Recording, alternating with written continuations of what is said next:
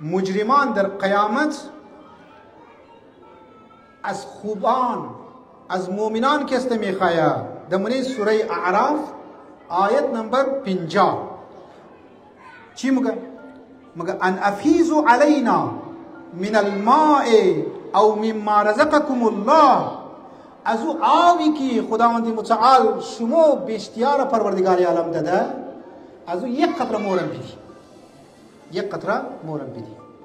و مما رزقکم الله، و از رزقهایی که نعماتی که شما رو میده یک قطره مورم بدی.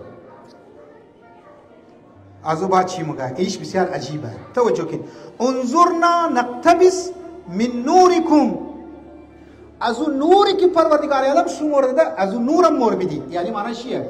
که بهشتیان اونجا یک عجیب نور داره، نور داره. قرآن میگه در سوره اعراف انظر نقتبس من نورکم، از اون بعد اونا چی میگه در مقابل چی؟ بهشتیان قیل ارجعوا وراءکم فالتمسوا نورا، نور مور از مور لکو. تو باید در دنیا کاری مکدی که خود خوی نور میوردی. قیل ارجعوا بر دزمو دیگه کار نگر. اونا باز چی مگه؟